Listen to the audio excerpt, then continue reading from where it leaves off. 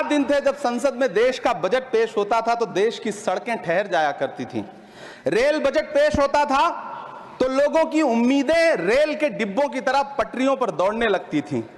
पूरा देश धड़कने रोक करके वित्त मंत्री और रेल मंत्री को सुना करता था। अफसोस, अब बजट पेश हो जाता है, मीडिया चैनल सरकार का महिमा मंडन करते हैं और बेचारी जनता बजट के आंकड़ों के शब्द जाल में उलझी हुई महीनों बाद समझ पाती है कि उसका तो फिर से कट गया।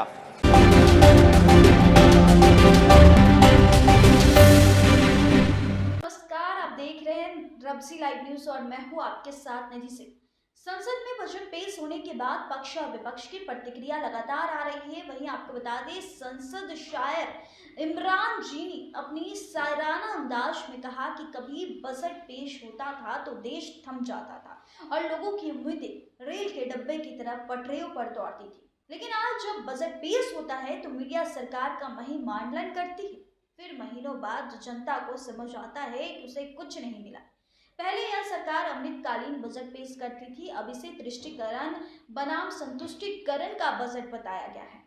जिस बजट को मिडिल क्लास का बताया जा रहा है उसमें मनरेगा के लिए 1 रुपए की बढ़ोतरी नहीं हुई। उसी बजट को पेश करते वक्त वित्त मंत्री महंगाई का म तक नहीं बोल पाए। यह सरकार खुद को मिडिल क्लास का हितैषी बताती है। इस रिपोर्ट में पहले इनकी पूरी शायराना अंदाज में संसद भवन के अंदर पूरी बयान को सुने। कभी सुदामा पांडे धूमिल जी ने कहा था कि एक आदमी रोटी बेलता है, एक आदमी रोटी खाता है, एक तीसरा आदमी भी है जो न रोटी बेलता है न रोटी खाता है, वो सिर्फ रोटी से खेलता है। वो तीसरा आदमी कौन है? मेरे देश की संसद मौन है। सभापति महोदय, वो भी क्या दिन थे जब संसद में देश का बजट पेश होता था तो देश की सड़कें ठहर जाया करती थीं। रेल बजट पेश होता था तो लोगों की उम्मीदें रेल के डिब्बों की तरह पटरियों पर दौड़ने लगती थीं। पूरा देश धड़कने रोक करके वित्त मंत्री और रेल मंत्री को सुना करता था। अफसोस, अब बजट पेश हो जाता है, मीडिया चैनल सरकार का महिमा मंडन करते हैं और बेचारी जनता बजट के आंकड़ों के शब्द जाल में उलझी हुई महीनों बाद समझ पाती है कि उसका तो फिर से कट गया। सभापति महोदय, पिछले 2 साल अमृतकालीन बजट पेश किए गए और इस बार एक नई शब्दावली गढ़ी गई है, तुष्टीकरण बनाम संतुष्टीकरण का बजट। सभापति महोदय, सुनने में कितना अलंकारिक लगता है ये शब्द। सोच रहा हूं देश की वित्त मंत्री और प्रधानमंत्री जी से पूछूं कि आखिर किसकी संतुष्टि? जिस बजट में मनरेगा के लिए 1 रुपए की बढ़ोतरी ना हो, वही पुराना 86,000 करोड़, जबकि पहले ही 9,754 करोड़ का घाटा हो, जिस मनरेगा से करोड़ों मजदूरों के घर में चूल्हा जलता हो, उस मनरेगा में काम करने वाले गरीब मजदूरों के लिए अगर आपके खजाने से 1 रुपया भी इजाफी नहीं निकल सका तो भला कौन संतुष्ट हुआ साहब? इस देश का गरीब मजदूर या आपके उद्योगपति दोस्त? वो जो महाराष्ट्र में लोकसभा और विधानसभा के बीच में 40 लाख मतदाता बढ़ाए गए थे, अरे उन्हीं के लिए मनरेगा का थोड़ा सा बजट बढ़ा देते।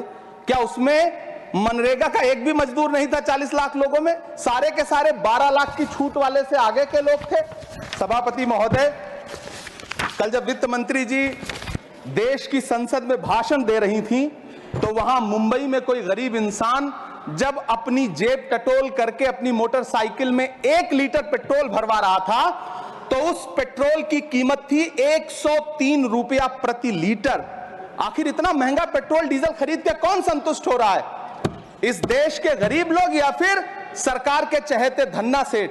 सभापति महोदय, वित्त मंत्री जी इस बजट को मध्यम वर्ग को संतुष्ट करने वाला बजट बता रही हैं।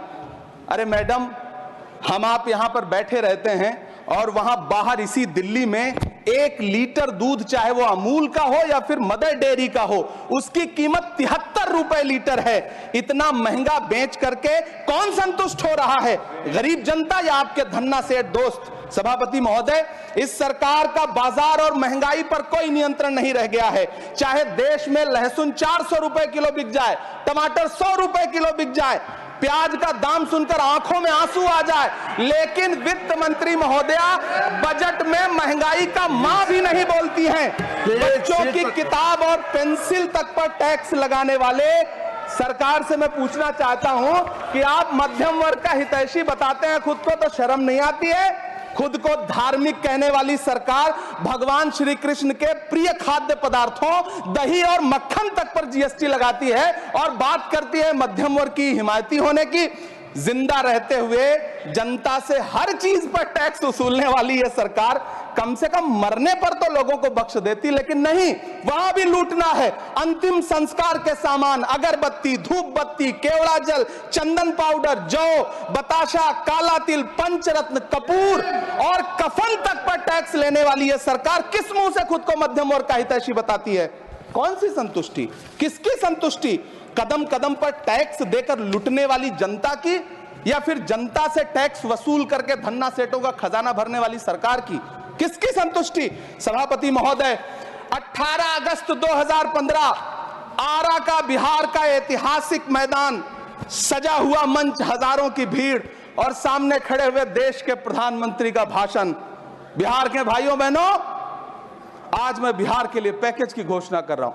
50,000 करोड़ कर दूं कि ज्यादा कर दूं? अखिलेश भाई, 60,000 करोड़ कर दूं कि ज्यादा कर दूं? 70,000 करोड़ कर दूं कि ज्यादा कर दूं? 80,000 करोड़ कर दूं कि ज्यादा कर दूं? चलो, मैं बिहार को 1.25 लाख करोड़ का पैकेज दे रहा हूं। 10 साल हो गए सभापति महोदय, वही ढाक के 3 पात। बिहार आज भी विकास की बाट जो रहा है। भाषण आज भी प्रधानमंत्री जी के यूट्यूब चैनल पर सुना जा सकता है। जो झूठ बोल के करता है मुतमईन सबको, वो झूठ बोल के खुद मुतमईन नहीं होता।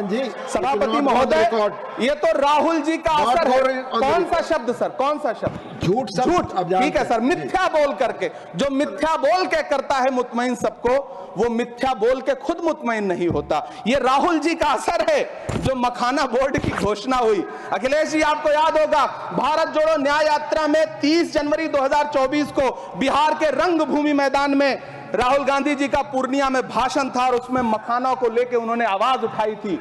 ये उनका असर है कि आपको मखाना बोर्ड बनाना पड़ा, वरना तो आप मैखाना बोर्ड बनाने वाले लोग हैं। सभापति महोदय, बिहार को झूठे पैकेज और चुनावी दिलासे देना बंद करिए। आज भी जब कोसी में बाढ़ आती है तो पूरा सीमांचल बर्बाद हो जाता है। मैंने उस तबाही को अपनी आंखों से देखा है। 2016-17 की बाढ़ में अपने इन्हीं हाथों से राहत सामग्री बांटी है मैंने। अगर सच में बिहार के लिए कुछ करना चाहते हैं तो बिहार को बाढ़ से बचाने का प्रबंध करिए। पूर्णिया एयरपोर्ट 10 साल से बाट जो रहा है, घोषणा 2014 में हुई, बन के आज तक तैयार नहीं हुआ। अलीगढ़ मुस्लिम विश्वविद्यालय का किशनगंज सेंटर बजट के अभाव में दम तोड़ता जा रहा है। मैंने पिछले बजट सत्र में भी आवाज उठाई थी। आज फिर वित्त मंत्री जी से अनुरोध करना चाहता हूं, दामन फैला करके, कि अलीगढ़ मुस्लिम विश्वविद्यालय का किशनगंज सेंटर बन जाने दीजिए। आखिर कौन सी नफरत है? यह मुल्क हमारा भी है। इस मुल्क की मिट्टी में हमारा भी खून पसीना शामिल है। हमसे इतनी भी क्या नफरत? रिश्तों की ये नाजुक डोरें तोड़ी थोड़ी जाती हैं। अपनी आंखें दुखती हो तो फोड़ी थोड़ी जाती हैं। सभापति महोदय, अल्पसंख्यक मंत्रालय का बजट काटकर मौलाना आजाद नेशनल फेलोशिप बंद कर देना, प्री मैट्रिक स्कॉलरशिप बंद कर देना, नई मंजिल योजना बंद करना, धरोहर योजना बंद करना। 2024-25 के बजट में माइनॉरिटी मिनिस्ट्री के लिए 3,183 करोड़ रुपए की घोषणा हुई, लेकिन देश को हैरत होगी कि बाद में समीक्षा करके लगभग आधा कर दिया गया, 1,868 करोड़ रुपए। मुझे सरकार से पूछना है कि कौन संतुष्ट हुआ? इस देश का अल्पसंख्यक संतुष्ट हुआ या आप संतुष्ट हुए? किसका संतुष्टिकरण? संसद भवन के अंदर शायराना अंदाज में खुद आपने इनकी पूरी बात को सुनी। कैसे लगी कमेंट में जरूर बताइएगा और ऐसे देश दुनिया की तमाम खबरों के लिए देखते रहे रब्सी लाइव न्यूज़। बहुत बहुत धन्यवाद।